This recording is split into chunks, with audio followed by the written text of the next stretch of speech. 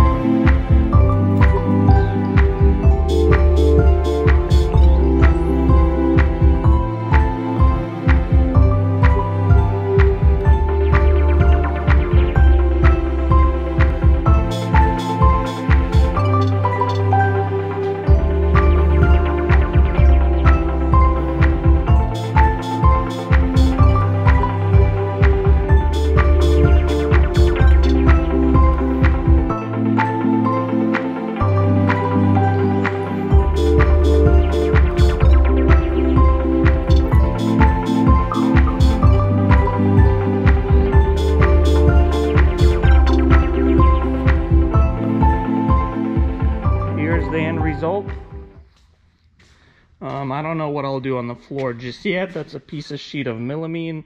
I might just do epoxy, just this corner, or a little past that. These lights do swivel, so whenever we're doing like carpets or large, maybe bumpers or something, but bumpers probably would just kind of be right there. But like floor mats, like huge carpets, we could swivel the lights up or straight or even towards the shop. But got this weird super slick paint. It's matte, so it doesn't do a huge reflection, but it was annoying putting it up. And as you guys can see, I'm not a painter at all, and I hate doing it, but I'm not gonna call somebody to come paint 2 walls for me. So I got it done. The lights is an 1x1 tubing. There's studs, so I put a screw there. I just put a little support. If it starts sagging over time, I'll just put a cable all the way to the ceiling. So I'll just have it on cable if it does, but it's strong enough to support it. We might need to get 2 floodlights for the bottom, same ones that could just sit on the floor, but we'll see. I took a couple pictures on the camera. It turned out all right. So also I wanted to just answer some questions, not necessarily on the last video, but on the previous couple questions that came in. Can you show us a video on how to ship a bumper, hood, doors, fenders? Thanks. I did a video on creating some stuff. Pretty much everything you just mentioned, bumpers, doors, fenders, get created. Some of the bumpers I do put in just regular boxes, like 3 or 4 U-Haul boxes or Home Depot or Lowe's, or if you get them on Uline, like 20 by 20 by 20, and then you just stack them up, make it long. How many parts do you list a day? Also, do you schedule listings? We try to list anywhere from 80 to 100 daily. I tried doing it four times a week. Now we're doing it 5 times a week, and I don't schedule it. We just do it once a day. I don't see a point scheduling listings, as I don't think eBay really cares how many times per day you list, as long as you list daily. We're trying not to do Saturdays and Sundays, because whenever you run a company, it just working 24/7 is not my thing. So I'm trying to kind of relax and stop working Saturdays and Sundays. Just go out, hang out with my family. So I don't schedule them, but normally around 80 listings a day. That's kind of our daily thing. So did you expand the shop across the street? Yes, we got a few units on the other side of the parking lot, which I mentioned in the last video, or the video before that. We got another 3,000 to 3,500 square feet. Hopefully we're gonna build something soon.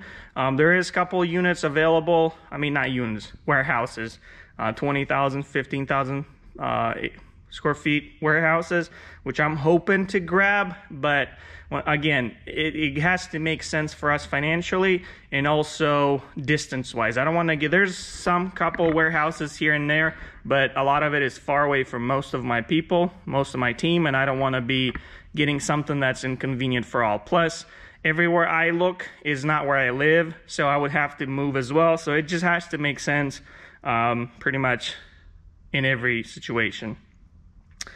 What else? What software are you using now? We're using Carpart, or Checkmate by Carpart. So far I like it. I honestly don't know if it's worth it. I feel like it's way more work to begin with.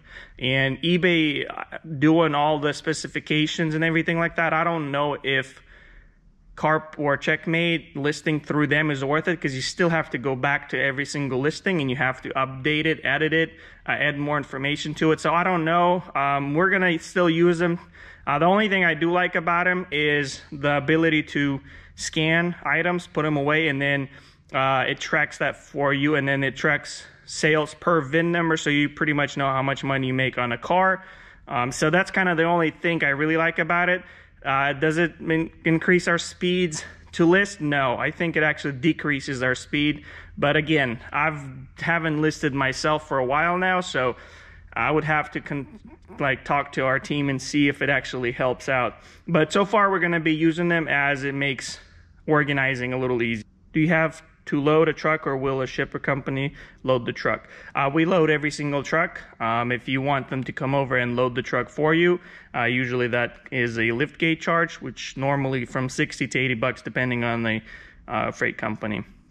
How do you pack headlights? Can you make a video about it?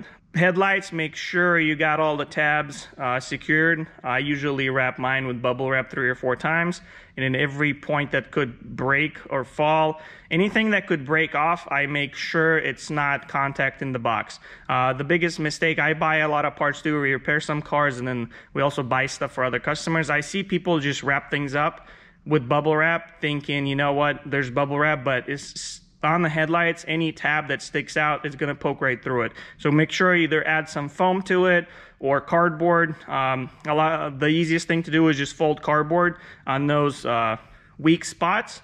That way there's cardboard, and then stretch wrap cardboard. So the cardboard is the first thing hitting the box instead of the tab. That's usually how I make my headlights. This year, I can't remember, I think we shipped out a little over 6,000 items. I only have 1 damaged. And I feel like it's just because of the company. It's not because of how I packed it. So that's pretty much it. If you like the video, stay tuned for more. Like, share, subscribe, and I'll see you guys in the next one. Bye.